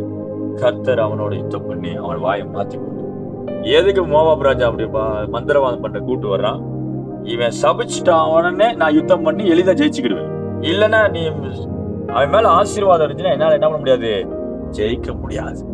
இன்னைக்கு ஆண்டவருடைய கல்வாரி ரத்தம் உங்க மேல, உங்க சரீரத்துல, உங்களுடைய ஆத்மாவில சிந்தப்பட்டிருக்கும் என்றால், உங்களுடைய ஆத்மா வெளியேறப்பட்ட இயேசு கிறிஸ்து ரத்தத்தால் கழுவப்பட்டிருக்கும் என்றால் நீங்கள் ஆசீர்வதிக்கப்பட்டவர்கள். ஹல்லேலூயா.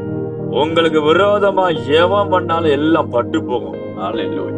அந்த சத்தியத்தை உனக்கு விரோதமா எவன் செஞ்சாலும் அவன் ஒண்ணுமில்லாம் போவான்.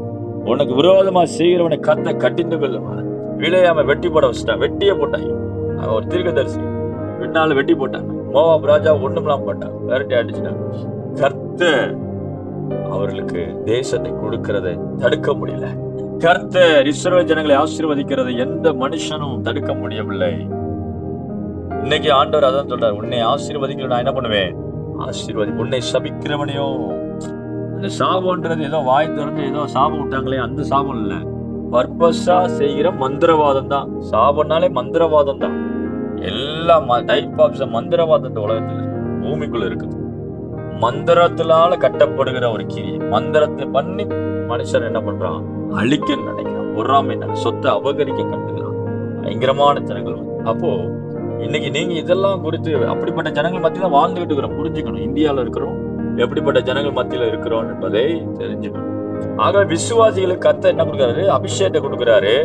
நீ அபிஷேகத்துக்கு நிரம்பினா உன் வாழ்க்கையில் உன் வீடு அக்னியா இருந்தா எந்த மந்திரவாதம் உனக்கு உன் கூட பிறந்த வச்சாலும் சரி, உங்க கூட பிறந்த யாராந்து வச்சாலும் பக்கத்து வீடாலும் சரி, எதிர் வீடாலும் சரி, எவன் வச்சாலும் எதுவுமே பலிக்காது. எப்போ உன் வீடு அக்னியா இருக்கும்போது, உன் சரீரத்துல தேவனுடைய ஆவியான வல்லமை அசைவாடி கொண்டு இருக்கும் பொழுது, நீ ரெகுலரா ஜெபித்து உபவாசம் பண்ணி கர்த்தரை தேடுற ஒரு பாத்திரமா இருப்பா என்றால், உன் மேல அந்த நெருப்பு இருக்கு வரைக்கும் சாத்தான் உன்னை தொடவே முடியாது. என்னதான் ஏவி விட்டாலும் ரிட்டர்ன் ஆகிட்டே இருக்கும், போயிட்டே இருக்கும். அங்க போயிட்டு அங்கேயே போப்பா, அங்க போக முடியாது. ஆனா நீங்க மாறாக கர்த்தரையும் தேடல, குளிர்ந்து போய் கிடக்குது, உள்ளத்துல அக்கினி இல்ல, இருட்டு கிடக்குதுன்னா, பெருக்கி ஜோடிக்கப்பட்டிருக்கு அப்படின்னு சொன்னா வந்துருவான் உள்ள சாத்தான். எல்லாம் நெட்வொர்க்கோட வரும். நீங்க விசுவாசியா இருந்தா என்ன வரமாட்டானா? வரதான் செய்வான். விசுவாசியில அபிஷேகம் பட்டவங்களே அடி வாங்கிட்டா வாங்குறேன். அப்போ ஆண்டவர் என்ன பண்றாரு? ஏன் அதை அடிக்கணும்னா, விழிப்பாகணும், எழுந்து நிக்கணும், கர்த்தருடைய ஆவியில் நிக்கணும், பலத்துல இருக்கணும். அன்னைக்கு மோவாப் ராஜா ஒண்ணுமே செய்ய முடியல இஸ்ரவேல் ஜனங்களை. ஆனா பிலேயாம் ஒரு தந்திரம் பண்ணும், அவனை பாவத்துக்குள்ளாக்கு. அப்போ நீ ஈஸியா என்ன பண்ணிடலாம்? அடிச்சிடலாம் சொல்லி வேசித்தனம் பண்ணி 23,000 பேர் செத்து போனாங்க. அப்போ ஆண்டவர் என்ன பண்ணாரு? அதுல என்ன ஆயிருது? பாவத்து நிமித்தம் வெக்கம் வருது, அவமானம் வருது, தோல்விகள் வருது. ஒழிய நீ நீதியில நிக்கும் பொழுது, தேவ நீதியில நிப்பா என்றால் ஒரு பிசாசும் பக்கத்துல வராது. நீதியில் ஆவியானவருடைய கொடுக்கிற அந்த நீதியில பரிசுத்தத்தில் நிப்பாய்கள் என்றால், தேவ ஆவியின் வல்லமையில கிறிஸ்துவின் நீதியினால் நிறைந்திருப்பீர்கள் என்றால், சத்துரு பக்கத்திலே வர முடியாது. நெருப்புக்கு முன்னாடி எதுவுமே நிக்காது. நம்முடைய தேவன் பட்சிக்கிற அக்கினியா இருக்கு. ஹல்லேலூயா சொல்லுவோமா? ஹல்லேலூயா. நம்முடைய தேவன் பட்சிக்கிற அக்கினியா இருக்கிறார். ஆமென். எத்தனை பேர் நம்புறீங்க? ஹல்லேலூயா. நம்முடைய தேவன் பட்சிக்கிறார். சொல்லுங்க, என்னுடைய தேவன் பட்சிக்கிற அக்கினி. ஆமென். என்னை அழைத்தவர் பட்சிக்கிற அக்கினி. என் மேல ஒரு அக்கினி, ஷாபா ராபா லாக்காட்டா ராபா, என் உடம்புல ஒரு அக்கினி எரிந்து கொண்டிருக்கிறது. என்னுடைய ஆவியில கர்த்தருடைய ஆவியான இருக்கிறார். என்னுடைய மண்ட மூளை நரம்பெல்லாம் பரிசுத்த ஆவியால் நிரப்பப்பட்டிருக்குது. தேவ அக்கினி எம்மலை எரிந்து கொண்டிருக்குது. நான் தேவனுடைய பிள்ளையா ஆயிட்டேன். கிறிஸ்துவின் ரத்தத்தால் கழுவப்பட்ட சன்னதி. என்னை ஆசீர்வதிக்கிற என் தேவன் நிக்க வச்சு ஆசீர்வதிப்பார். எனக்கு விரோதமா மந்திரவாதம் பண்ணுகிறவனையும், எனக்கு விரோதமா குறி சொல்லுகிறவனையும், என்னை விரோதமா எழும்புகிறவனையும் கர்த்தர் நிர்மூலமாக்குவார். அவர்கள் சபிக்கப்பட்டே போவார். ஹல்லேலூயா சொல்லுவோம். ஹல்லேலூயா. தேவன் ஒரு மனுஷனை எழுப்பி, அதனால ஆபிரகாம், நான் அவனை கூட்டுவார். இந்த கானானி ஜனங்கள் எப்படிப்பட்டவர்கள் கர்த்தருக்கு தெரியும். இப்படிப்பட்ட ஜனங்கள் மத்தியில உன்னை கொண்டு போறேன், ஆனா ஒருத்தனும் உன் மேல கை போட மாட்டான். ஹல்லேலூயா சொல்லுவோம். ஹல்லேலூயா. ஒருவனும் உன் மேல கை போடுவதில்லை. பவுலுக்கு சொன்னா, இந்த தேசத்துல எங்க நிறைய பேர் ஜனங்கள் உண்டு, ஒருத்தவனும் உன் முன்பா ஏத்து நிக்கிறது. ஆண்டவர் இன்னைக்கு பார்த்து சொல்றாரு, ஆபிரகாமின் சந்ததியே, கிறிஸ்துவுக்குள் ஆபிரகாமின் வாக்குத்தத்தம் பண்ணப்பட்ட சந்ததியே, உனக்கு ஆண்டவர் எவ்வளவு வாக்குத்தத்தம் கொடுக்கிறார் பாருங்க. உன்னை சபிக்கிறவனையோ நான் என்ன பண்ணுவேன்? நீ சபிக்க மாட்ட, நான் சபிப்பேன். ஹல்லேலூயா. நான் சபிப்பேன், கர்த்தர் சொன்னார். நான் அவனை சபிச்சேன். ஹல்லேலூயா. ஸ்தோத்திரம் ஸ்தோத்திரம். அப்ப என்ன நடக்குது? பூமியில் உள்ள வம்சங்கள் எல்லாம் உனக்குள்ள என்ன பண்ணும்? ஆசீர்வதிக்கப்படும். இப்ப எந்த நிலைமை இதெல்லாம் பேசுறாரு? ஒண்ணுமே இல்ல. ஒண்ணும் இல்லாம போதுதான் கர்த்தர் நல்லா பேசுறாரு இல்லையா? ஒண்ணுமே இல்ல. தொடக்கர் அதான் சொல்லி செய்கிற தேவன் நம்முடைய தேவன். ஹல்லேலூயா சொல்லுவோமா? நம்முடைய தேவன் வாக்கினால் சொல்லி கரங்களினால நிறைவேற்றுகிற தேவன். அதனாலதான் ஆண்டவர் நிறைய சொல்லுவாங்க, எனக்கு ஏன் விஷனா வருது, தரிசனமா வருது, ஒன்னும் நடக்க மாட்டேதே. அது நடக்கும். முதல்ல சொல்லிதான் செய்வார். சொல்லாம கர்த்தர் எதுவுமே வாக்கினால் சொன்னதை கரங்களினால் என்ன பண்ணுவாரு? நிறைவேற்றுகிற தேவன். இஸ்ரவேலுக்கு சொன்ன நல் வார்த்தையில் ஒன்றாக என்ன பண்ணவில்லை? தரையில விளையாது. ஆமென். ஆகவே அடுத்த ஒரு வசனம் தான் இதே ஆபிரகாமும் இன்னொரு வாக்குத்தத்தம் கொடுக்கிறாரு. அதை நம்ம தியானிப்போம். 13ஆம் அதிகாரம் அடுத்த வசனம், அடுத்த பக்கம் திருப்பிக்குங்க. 13ஆம் அதிகாரம் 14ஆம் வசனம். லோத்து ஆபிராமை விட்டு பிரிந்த பின்பு. இந்த லோத்து யாரு? அண்ணன் பையன். ஏற்கனவே அம்மா அப்பா பிரிந்த உடனே ஒரு வாக்கு தத்தம், இப்ப கூட இந்த இன்னொன்னு ஒட்டிக்கிட்டு இருக்குது. அது என்னது? லோத்து. ஆண்டவர் சொன்ன, இனத்தை விட்டுட்டு வான்னு சொன்னாரு இல்லையா? கம்ப்ளீட்டா விட்டு வரணும். இன்னைக்கு நம்மளுடைய பலவீனத்தின் நிமித்தம் மாம்ச பலம் எதையாவது ஒண்ணு வச்சுக்கிட்டு இருப்போம், கம்ப்ளீட்டா விடாம. இன்னைக்கு கொஞ்சம் யோசிச்சு பாருங்க, இருதயத்துல ஆண்டவர் எதெல்லாம் விடுன்னு சொன்னாரோ விட்டுறீங்களான்னு யோசிச்சு பாருங்க. ஆமே, அல்லேலூயா. சில ஆவிக்குரிய சில உறவுகள் சில கான்டாக்ட்ஸ் எல்லாம் விட்டுருப்பா. அந்த ஆள் உனக்கு சேராது, இந்த மனுஷன் உனக்கு ஆகாது, இவனை விட்டுரு, இவன் உன் கூட ஒட்டிக்கிட்டு வர்றான், இவனை விட்டுரு அப்படின்னு சொல்லுவார்.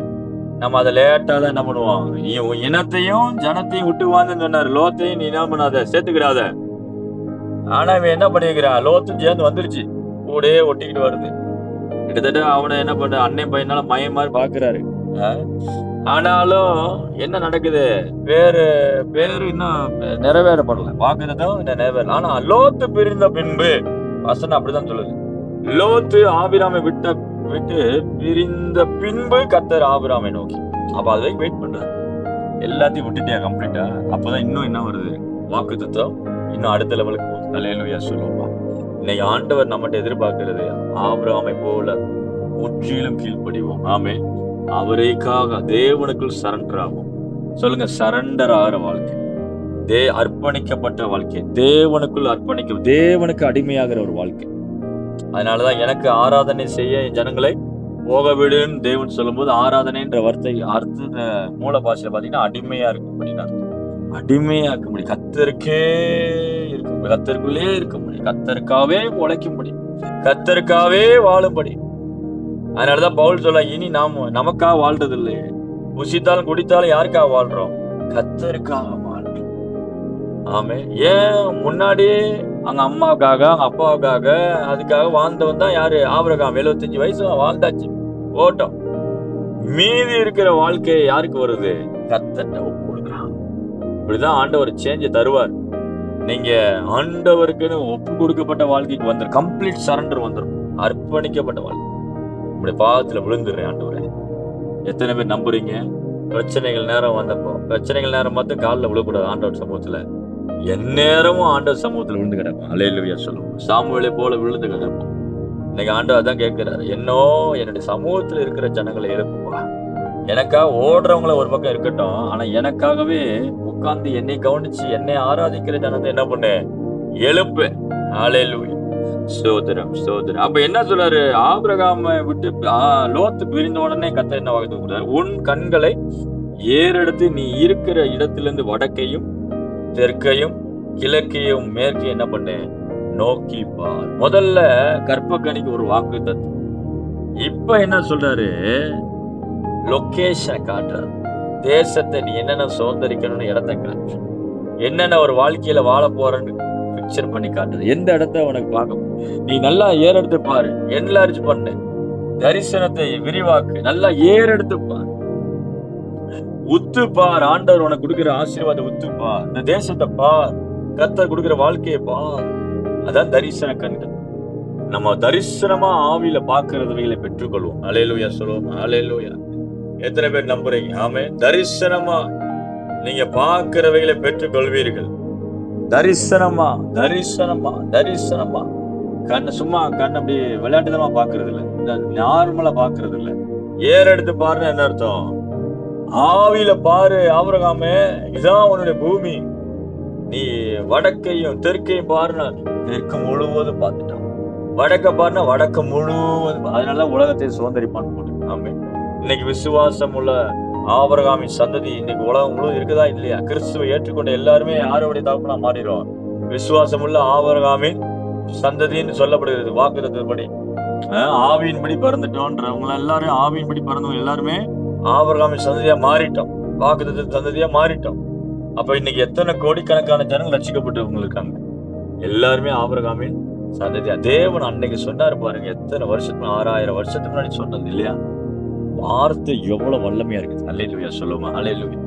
தேவன் ஒரு மனுஷன் கொடுத்து பேசின வார்த்தை, 6000 வருஷத்துக்கு முன்னாடி சொன்ன வார்த்தை இன்ன வரைக்கும் நின்று வேலை செய்யுதுன்னா, உங்களை அழைத்த தேவன், உங்களுக்குள்ளேயே இருக்கிற தேவன் உங்களை கைவிடுவாரா? சிஸ்டர், பிரதர், உங்களை விட்டு விலகி போவாரா? யோசிச்சு பாருங்க ஒரு நிமிஷம். அவர் உங்களுக்கு சொன்ன வார்த்தை நிறைவேறாம போகுமா? அவர் உங்களோட பேசின வார்த்தையெல்லாம் நடக்காம போயிருமா? வார்த்தையை மட்டும் நம்புவோம், கர்த்தர் நம்மோடு பேசுனதை மட்டும் பார்ப்போம், அதையே தியானிப்போம், அதையே சொல்லுவோம். ஆமென். நிச்சயமா அவர் உங்களுக்கு ஆபிரகாம் சொன்னதை இன்ன வரைக்கும் நிறைவேற்றி கொண்டாரு. வானத்தின் நட்சத்திரங்களை போல. அது ஒரு சிஸ்டர் சொன்னாங்க, பாஸ்டர் நட்சத்திரங்களை எண்ணவே முடியல. ஆமா, அவரு கோடிக்கணக்கான சயின்டிஸ்ட் சொல்றாங்களா, ஏதோ ட்ரில்லியன் கணக்குல இருக்கலாம். அப்படின்னா என்ன அர்த்தம்? கணக்குக்கே எண்ணவே முடியல. அதான் எண்ண முடியாத அளவுக்கு வானத்தின் நட்சத்திரங்களை போல பெருக பண்ணுவேன்னு சொன்னாங்க. இன்னைக்கு எண்ணவே முடியல. ஆபிரகாம் சந்தை எவ்வளவு இருக்கு? பாப்புலேஷன் எண்ணிடுறோம். விசுவாசம் ஏன்னா ஜென்ரேஷன் போன வருஷத்துல எத்தனை பேர் இருந்தாங்க, முந்தின வருஷம் எத்தனை பேர் விசுவாசிகள், ஒரு நாளைக்கு எத்தனை பேர் இறக்குறாங்க, எத்தனை பேர் பிறக்குறாங்க. ஆமே, எவ்வளவு வருஷம் ஆபிரகாமின் சந்ததியில இருந்து பாருங்க, கிறிஸ்துவின் சந்ததி வேற பாருங்க, எல்லாமே வருது, எல்லாம் கால்குலேஷன் ஆயிடுது. அதனால கணக்கே பண்ண முடியல. அந்த வார்த்தை இன்னும் நிறைவேறுச்சு. நீங்க ஆண்டவர் நம்மள நோக்கி பார், தரிசனமா பார், வாழ்க்கையை குறித்து பார், சுதந்திரிக்கிறத பார். பிக்சர் 1, தரிசனத்தை வை. விசுவாசிகள் தரிசனம் வச்சுதான் ஓடும். நான் ஏற்கனவே சொல்லிட்டாங்க. உன் தரிசனம் என்ன அப்படின்னு யாராவது ஒரு விசுவாசி கேட்டா என்ன சொல்றது? யாராவது ஒரு ஊழியக்காரங்களை கேட்கறாங்க, உன் தரிசனம் என்ன? என்னன்னே தெரியலையே, ஏதோ பிறக்கிறோம், ஏதோ வாழ்ந்தோம், சபைக்கு போறோம், சாப்பிடுறோம், இப்படியா சொல்றது? எங்க போறோம்னு தெரியல. பஸ்ல போயிட்டு இருந்தா கேட்ப, எங்க போறீங்க? எங்க தெரியல, பஸ் போகுது, நான் போயிட்டு இருக்கேன், இப்படியா சொல்லுவோம்?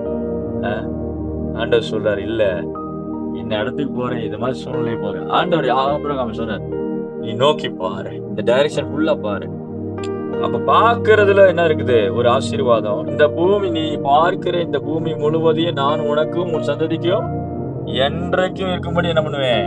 கொடுத்து, என்றைக்கும் இருக்கும்படி கானானை கொடுப்பேன்னு சொன்னார். அந்த கானானுக்கு இன்னொரு பேர் என்னது? இஸ்ரவேல். இன்னைக்கு இஸ்ரவேல் தேசம் இருக்குதா? அதே சாட்சி. இஸ்ரவேலுக்கு நாடு இருந்துச்சுன்னா, இருக்குது, இன்ன வரைக்கும் இருக்குதுன்னா தேவன் இன்னும் இருக்கிறார். அல்லேலூயா. அப்படி வார்த்தை இன்னும் வேலை பார்த்துட்டு இருக்கு. ஆமா, அந்த தேசம் இன்னும் இருக்குது. எத்தனை வருஷம் ஆயிடுச்சு? 6000 வருஷத்துக்கு மேல இன்னும் இருக்குது. இஸ்ரவேலின் தேசத்தை கொடுத்தார் தேவன். இஸ்ரவேல்னு பேர் வச்சார். பைபிள் எவ்வளவு சத்தியங்கள் இருக்கு பாருங்க. சரி, அடுத்து பாருங்க, உன் சந்ததியை பூமியின் தூளை போல பெருக பண்ணுவேன். ஒருவன் பூமியின் தூளை என்ன கூடுமால் உன் சந்ததியும் எண்ணப்படும். இல்லையே இல்ல, என்னென்னலாம் பேசுறாரு பாருங்க தேவன். தூளை மணக்கிற தூளை என்ன கூடாத அளவுக்கு பெருக. இன்னைக்கே அந்த வார்த்தை நிறைவேறும். ஆகவே அன்னைக்கு சொன்னாரு அந்த வார்த்தை, இன்னைக்கும் நிறைவேறிக் கொண்டு. தேவன் ஒரு வார்த்தையை சொன்னார் என்றால் நிற்கும். அல்லேலூயா சொல்லும்.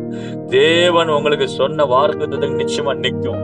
சூழ்நிலைகள் மாறலாம், நீங்க மாறி போகலாம், என்ன வேணா நடக்கலாம். ஆனா தேவனுடைய வார்த்தை நின்று உங்களை ஆசீர்வதித்து உங்க வாழ்க்கையில அவர் சொன்ன ஒரு வார்த்தை கொடுத்து அவர் பின்வாங்கவே மாட்டார். அல்லேலூயா. அது செய்து முடிப்பா. ஆபிரகாமுக்கு என்னென்ன வாக்குத்தத்தம் கொடுத்தாரோ நிச்சயமா செஞ்சாரா, செய்யலையா? எத்தனை பேர் நம்புறீங்க? அவர் செஞ்சார்ல. ஆமென். எல்லாத்தையும் நிறைவேற்றினார் அல்லவா? அல்லேலூயா. சொன்னதை செய்யும் அளவும், நான் உனக்கு சொன்னதை செய்யும் அளவும் உன்னை விட்டு விட. சொல்றது மட்டும் இல்லைங்க, செஞ்சு காட்டுவார். அல்லேலூயா. உங்க வாழ்க்கையில கர்த்தர் என்னன்னு சொன்னாலும் நிச்சயமா செஞ்சு காட்டுவார். நிறைய பேர் நினைக்கிறீங்க, என்ன ஆண்டவர் வாக்குத்தத்தமா கொடுக்கிறார், ஒன்னும் காணுமே. சொன்னது எவ்வளவு உண்மையோ அதே மாதிரி செய்கை இருக்கும். அது தேவன்கிட்ட பார்க்கலாம். அல்லேலூயா. சொன்னதை தான் செய்வார். அல்லேலூயா. சொல்லிட்டு செய்வார். சொன்னது எவ்வளவு தூரம் நம்புறீங்களோ அதே மாதிரி தான் செய்யறதை நம்புங்க, நிச்சயமா செய்வார்.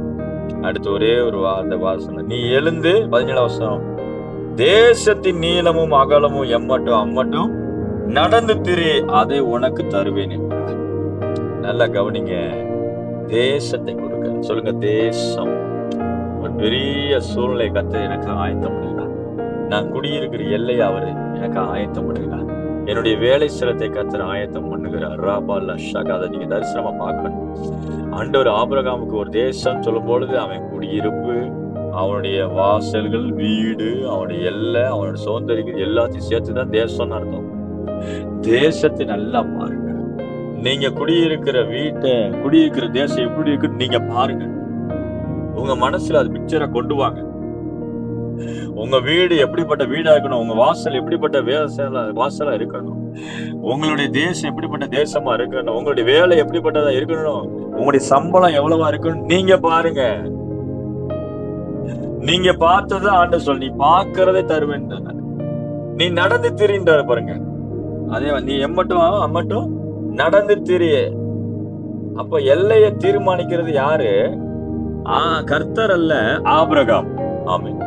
ஆபிரகாம்கிட்ட சாய்ஸஸ் கொடு. நீ தெரிந்து கொள் உன்னுடைய இலக்க, நீ எல்லையை போடு, அவ்வளவு நான் தருவேன். இன்னைக்கு ஆண்டவர்கிட்ட கேட்டுட்டு, ஆண்டவரே ஒரு வார்த்தை சொல்லும் கர்த்தாவே, ஒரு வார்த்தை சொல்லும் கர்த்தாவே. இந்த வேலை குறித்து ஒரு வசனத்தை சொல்லுங்க, அந்த வீட்டை குறித்து ஒரு வசனத்தை சொல்லுங்க. ஆபிரகாம் சந்ததியே, உன்னை பார்த்து ஆண்டவர் சொல், நீ எல்லையை போடு. உனக்கு என்ன வேணும்? என்ன வேலை வேணும்? நீ சொல்லு. எவ்வளவு சம்பளம் உனக்கு வேணும்? நீ கேளு. உனக்கு என்ன வேலை என்ன இடத்துல உனக்கு வேலை வேணும்? நீ சொல்லு. எப்படிப்பட்ட வீடு வேணும்? நீ சொல்லு. ஹல்லேலூயா சொல்லு. ஆண்டவர் உங்க கையில கொடுக்கிறாரு. நீ சொல்லு. நீ நடந்து திரி, எம்மட்டோ. அந்த வார்த்தையை பாருங்க. நீ நடந்து திரி, நீ எழுந்து தேசத்தின் நீளமும் அகலமும் எம்மட்டோ அம்மட்டும் நடந்து திரி, உனக்கு அதை என்ன பண்ணுவேன்? தருவேன். நீ நடந்து திரி, எம்மட்டோ அம்மட்டும் நடந்து திரி, அவ்வளவு உனக்கு தருவேன். ஆண்டவர் சொல்லு. இன்றைக்கு இரவு வேளையில இந்த உபவாச நாள்ல ஆண்டவர் நம்மகிட்ட பேசுறது. ஆண்டவரே, அது மாத்திரம் இல்ல, இவன் கடைசி அந்த 18ஆம் வசனத்தை வாசிக்கும். அப்பொழுது ஆபிரகாம் கூடாரத்தை பெயர்த்து கொண்டு போய் எப்ரோனில் இருக்கும் மம்ரேயின் சமபூமியில சேர்ந்து குடியிருந்த அங்கே கர்த்தருக்கு என்ன பண்ணான்? பலிபீடத்தை கட்டினான். இப்ப கர்த்தருக்கு பலிபீடத்தை கட்டினா என்ன அர்த்தம்? அவ்வளவு வாக்குத்தத்தத்தை எங்க கொண்டு வரான்? கிறிஸ்துக்குள்ள கொண்டு வரான். பலினாலே என்னது? கிறிஸ்து. ஆண்டவரே, இவ்வளவு வாக்குத்தத்தையும் சொல்லுவதற்கும் சோந்தரிப்புக்கு எனக்கு என்ன இல்ல? தகுதியே கிடையாது. ஏன்ட்ட ஒண்ணுமே கிடையாது. இந்த எல்லா வாக்குத்தத்தையும் பலிபீடத்துக்குள்ள என்ன பண்றேன்? கொண்டு வரேன். அல்லேலூயா சொல்லுமா. கிறிஸ்துவின் பலிக்குள்ள கொண்டு வந்துருங்க. என்னென்ன ஆண்டவர் வாக்குத்தத்தம் கொடுத்தா எல்லாமே கிறிஸ்துவின் பலிக்குள்ள கொண்டு வந்துட்டு பலிபீடத்தை மட்டும் கட்டுங்க. பலி செலுத்தி கர்த்தரை ஆராதிக்க பாருங்க. வீட்டுக்குள்ள பலிபீடத்தை கட்டுங்க. கர்த்தர் என்னென்ன வாக்குத்தத்தம் கொடுத்தாரோ அந்த பலிபீடத்தை கட்டி சொல்லுங்க, இந்த வாக்குத்தத்தம் எல்லாம் இங்க நிறைவேறட்டும். நான் பலி செலுத்தி கர்த்தரை ஆராதிக்க. கிறிஸ்து பலின்னு என்ன அர்த்தம்? ஆடு மாடு கோழி அந்த ரத்தம் அல்ல, துதியின் ரத்தம், கிறிஸ்துவின் ரத்தம். துதி பலி, சோத்திர பலி, உதடுகளுக்கு அணியாகிய சோத்திர பலி, ஆராதனை பலி, அப்புறம் உங்க வாழ்க்கையாகி கொடுக்கிற கிவிங், எல்லாமே சேர்ந்துதான் பலி. இப்படிப்பட்ட பலி, சேரிட்டி, இதெல்லாம் பலி. கிவிங், கர்த்தருக்கு கொடுக்கிற காணிக்கை பலி. ஸ்தோத்திரம், உதடுகளுக்கு அணியாகி வருகிற ஸ்தோத்திர பலி, இதெல்லாமே பலி. இப்படிப்பட்ட பலியில கர்த்தர் எப்படி இருக்கிறாரு? பிரியமா இருக்கிறார். இந்த பலியெல்லாம் அதான் பலிபீடத்தை கட்டி கர்த்தர் என்ன பண்ணா? தொழுது கொண்டான். அல்லேலூயா. கர்த்தருக்கு ஒரு பலிபீடத்தை கட்டினா இன்னொருத்த தொழுது கொண்டான்னு வாசிக்கிறோம். ஆமே. அப்போ இந்த இரவு வேளையில ஆண்டவர் நம்மகிட்ட பேசுறது, பலிபீடத்தை கட்டி கிறிஸ்துக்குள்ள எல்லாத்தையும் கொண்டு வந்துருங்க. கிறிஸ்துவை கட்டுங்க. உங்களுக்குள்ள கிறிஸ்துவின் ஆவியான உங்களுக்குள்ள இந்த அபிஷேகத்தை பெற்றுக்கொண்டு, ஆண்டவரே, ஆபிரகாமுக்கு சொன்ன வாக்குத்தத்தம் என் வாழ்க்கையில நிறைவேறட்டும். நான் ஏறெடுத்து பார்க்கிறேன், சோதரிக்கிறேன்னு சொல்லுங்க. எல்லாம் ஜெபிப்போமா? அப்படியே கண்களை மூடி. ஹல்லேலூயா, ஹல்லேலூயா, ஹல்லேலூயா. உம்மை துதிக்கிற ஆண்டவரே, உம்மை ஸ்தோத்தரிக்கிறோம். ஹல்லேலூயா. எத்தனை பேர் நம்புறீங்க ஆண்டவர் என்னோட பேசுகிறார்? அல்லேலூயா சொல்லுமா? ஒரு அல்லேலூயா சொல்லுங்க. ஹல்லேலூயா, ஹல்லேலூயா, ஹல்லேலூயா, ஹல்லேலூயா, ஹல்லேலூயா, ஹல்லேலூயா. நான் விசுவாசிக்கிற தேவனோட பேசுகிறார். அதே ஆபிரகாமின் பிள்ளைகள் நீங்கள் நானும். கிறிஸ்துக்குள்ளாக ஆபிரகாமின் சந்ததி மறந்துடாதீங்க. கிறிஸ்துக்குள்ள ஆபிரகாமின் பிள்ளைகளாய் மாறிட்டோம். ராகாடா ராபாலா ஷாகாடா ரபா. அப்படியே கொஞ்ச நேரம் நல்லா அந்நிய பாஷையில ஜெபிங்க. மராகாடா ராபாலா ஷிகாடா ரபா. நல்லா கொஞ்ச நேரம் லவுட் ஸ்பீக்கர் போட்டு ஓபன் ஆடியோல பண்ணி நல்லா கொஞ்ச நேரம் நல்லா ஜெபம் பண்ணுங்க. ரீபா ரீபா லீபா ஷபா அன்மியூட் பண்ணி ஜெபம் பண்ணுங்க. ராபா லபா துரகடரா ரீபா லீபா ரீபா லீபா ராபா லாகடா துரகடரா லேகேடே ரேபே. நல்லா அந்நிய பாஷையில ஆவியில் நிரம்பி இந்த வாக்குத்தத்தங்களை சொல்லி ஜெபம் பண்ணுங்க. ஆண்டவரே, ஆபிரகாமின் தேவன் எனக்கு ஒரு தேசத்தை உண்டாக்குங்க. என்னுடைய தேசம் ஆசீர்வதிக்கப்படட்டும். ஓ, எனக்கு ஒரு கானான் உண்டாகட்டும்.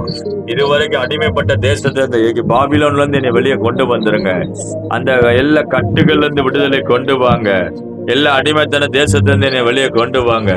ஹல்லேலூயா, ஹல்லேலூயா, ஹல்லேலூயா, ஹல்லேலூயா, Raba raba laba shaba rekada ribala kadari angada raba. Lebe rebe lebe shaba dura kadaraba. இயேசுவின் நாமத்தினால் ஜெபிங்க, இயேசுவின் நாமத்தினால் ஜெபிங்க, நல்ல ஜெபிங்க, நல்ல ஜெபிங்க. ஹalleluya, hallelujah, hallelujah, hallelujah, hallelujah. ஸ்தோத்திரம், ஸ்தோத்திரம், ஸ்தோத்திரம், ஸ்தோத்திரம். அப்பா, உடைய வாக்குத்தத்தத்தை வைத்து ஜெபிக்கிறோம். ஆண்டவரே, உன்னை ஆசீர்வதிக்கிறவனை நான் ஆசீர்வதிப்பேன்னு சொன்னீங்களே. என்னை ஆசீர்வதிக்கிற ஜனங்களை கொண்டு வாரோம், என்னை ஆசீர்வதிக்கிற ஜனங்களை கொண்டு வாரோம் சொல்லி ஜெபம் பண்ணுங்க. ஆண்டவரே, நன்மை செய்கிற ஜனங்களை கொண்டு வாரோம், எனக்காக உதவி செய்கிற ஜனங்களை கொண்டு வாரோம், என்னை ஆசீர்வதிக்கிற ஜனங்களை கொண்டு வாரோம். என்னை ஆசீர்வதிக்கிறவர்கள் நீர் ஆசீர்வதியும், எனக்கு உதவி செய்கிறவர்கள் நீ உதவி செய்யும். ஓ, என்னை நேசிக்கிறவர்கள் நீங்க நேசிங்க ஆண்டவரே. ஹalleluya. எனக்கு விரோதமாய் சபிக்கிறவர்களே, என்னுடைய கூட இருந்து எனக்கு விரோதமாய் கிரியை செய்கிற ஜனங்களே, நீ சபித்து போடும் ஆண்டவரே. அவர்கள் நீர் அப்புறப்படுத்தும் ஆண்டவரே. ஹalleluya, hallelujah, hallelujah, hallelujah, hallelujah, hallelujah. நன்றி ஆவியானவரே, மகள் நன்றி, நன்றி, நன்றி, நன்றி, நன்றி. கேட்ட வசனத்தை ஒப்பு கொடுத்து இந்த 18வது நாள்ல ஆண்டவர் நம்மோட பேசுகிறார், ஆசீர்வாதத்தை பேசுகிறார். நிச்சயமாவே உன் பேரை பெருமைப்படுத்த போறேன், உன் பேரை பெருமைப்படுத்த போறேன், நீ ஆசீர்வாதமா இருக்க போகிறாய். ஹalleluya.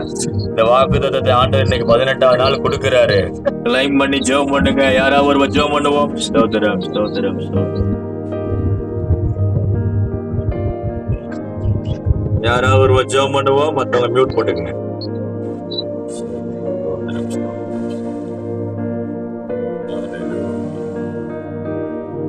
ஜாஸ்மின் ஜெபம் பண்றீங்களா?